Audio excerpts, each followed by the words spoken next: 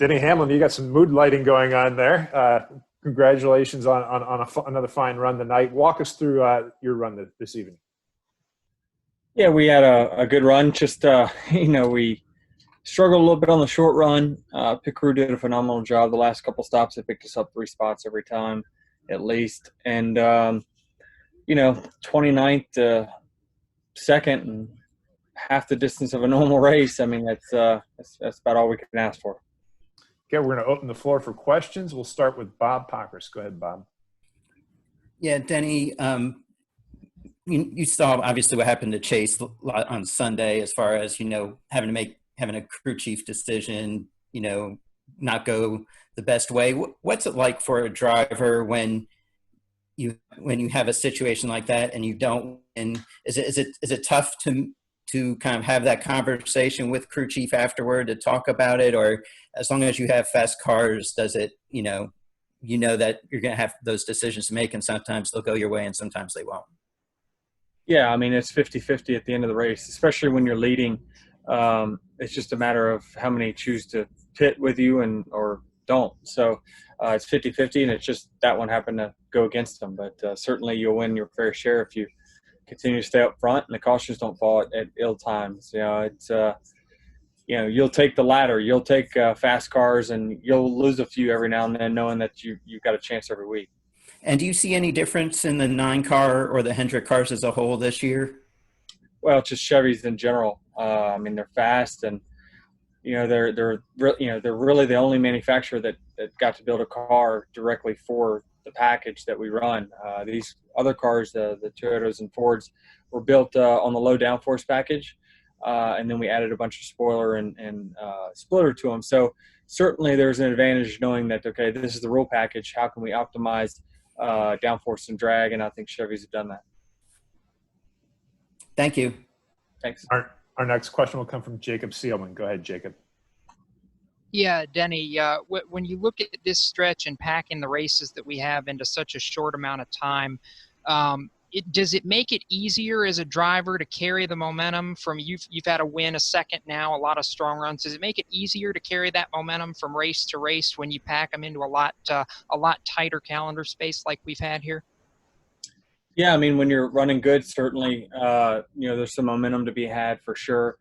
I think, our results specifically, I don't know what it was last year, but I know what it is this year. Every time we go to a racetrack the second time, it's just the results are amazing. So we're making the right adjustments. We're doing the right things. And that's good because, the end of the year in the playoffs, you're going back to racetracks for the second time. And that's when we need to run well. And that's what we got us to the Final Four last year. So I like our chances. I think even though we're still maybe off a little bit with our organization on speed, I think that we're still getting good finishes out of it, and we're weathering the storm until we can get our stuff a little bit better.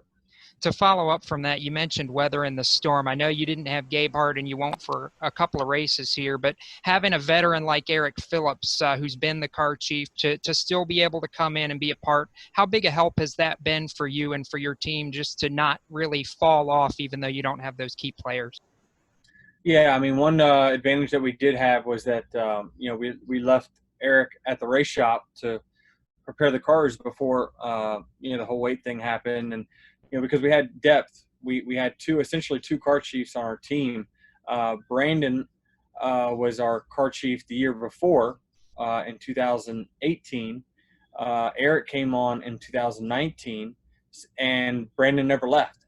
So he just, as the team player he is, he stepped aside and let Eric take over the car chiefing role last year. But we had two car chiefs, so we left one at the race shop, and now we just switched them essentially when we had the suspension. So it's still a big penalty. It still cost us a chance to win. I can assure you of that. We had a much faster car here on Sunday than what we did today, and the results were still good. So we're definitely going to miss Chris, but also we've within our roster we've left engineers at home. So now, if anything, he's able to be at the race shop with the engineers and coming up with decisions in not such a chaotic environment like a racetrack. Our next question will come from Jenna Fryer. Go ahead with your question, Jenna. Hey, Denny, did you have any concerns coming in with 3 key crew members suspended, or did you have the faith that you had the depth? Well, I think the one-day format, it definitely makes it easier for us. If we had practice and qualifying and had to make some quick decisions during practice, it would definitely hurt. But I think just under these unique circumstances that we're in, it doesn't hurt as bad. But like I say, if the penalty was bad enough, not being 9 laps down after 9 laps of the Coke 600, a race that I've been, marking on my calendar for years now, trying to win. So it's that part of it stinks. But I'm glad that we got the depth to still go out here and run good. Do you think that with this stretch of racing and how much work there is at the shop for the teams, that the big teams are really going to separate from the pack through this stretch? Yeah, I mean, I think certainly it probably lends its hand to those guys.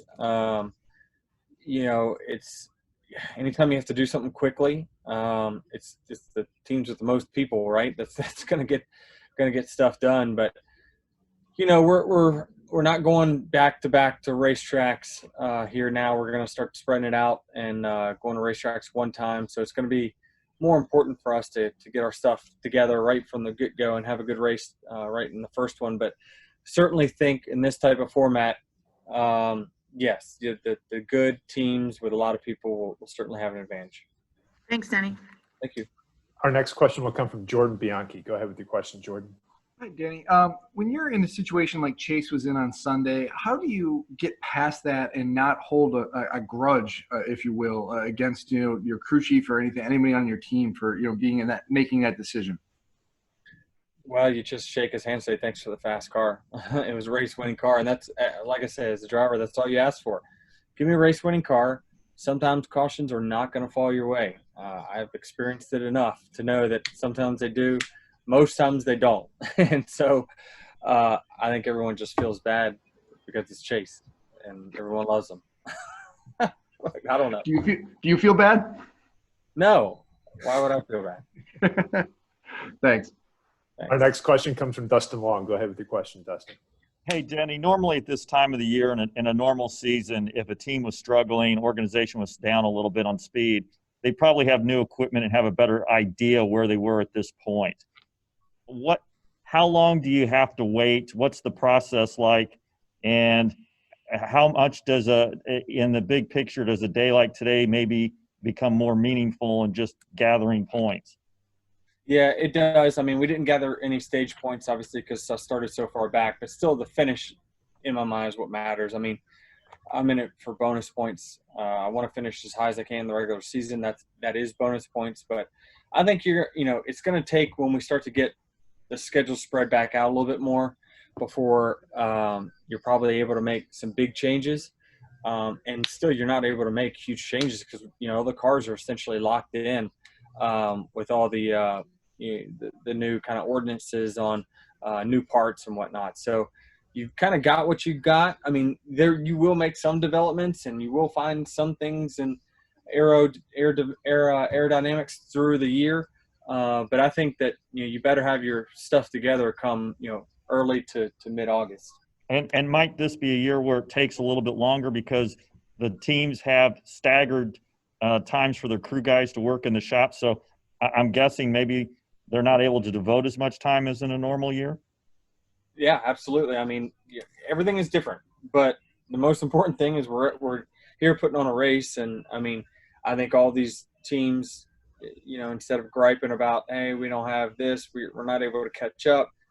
I think we're all just kind of grateful in these situations that we're able to put on a product and be out there and race and make the best of what we got. I mean, we can gripe about what we don't have all the time, but essentially it stays like today for us where, hey, maybe we didn't have the best car, but we optimized our day. We got the best finish we possibly could.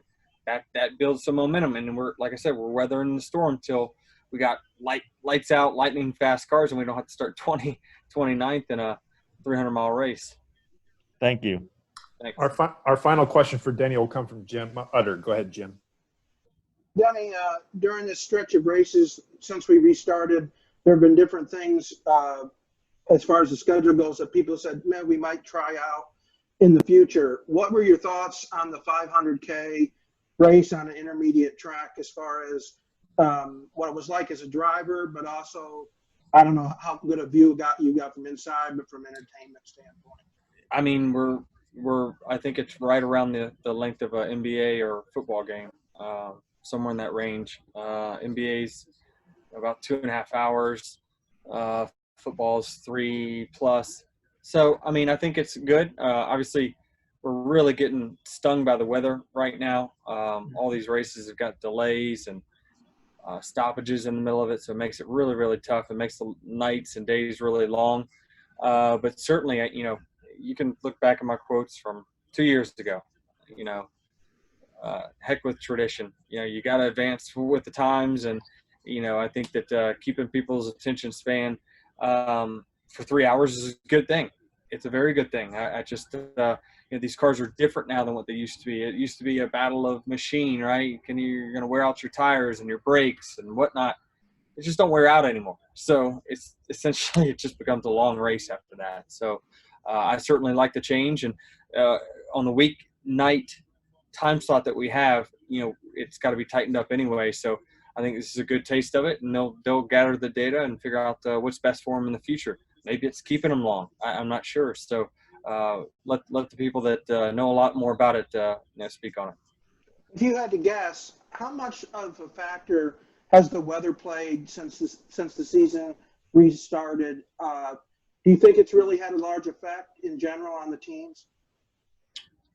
Well, yeah, I mean, we're already doing some 3-day splits between races, and that comes, almost 2 days off, then you're back at it. So we got, tomorrow, Friday, Saturday, when then we're right back in Bristol. So it's tough. I don't work in the shop, but I can only imagine for some of these teams that are, with less than 10 or 10 employees having to turn this stuff around and get it ready for the next race. I'm sure they're working some crazy hours right now. But I think that if you talk to them, they'd say we prefer this over the alternative, and that's not racing.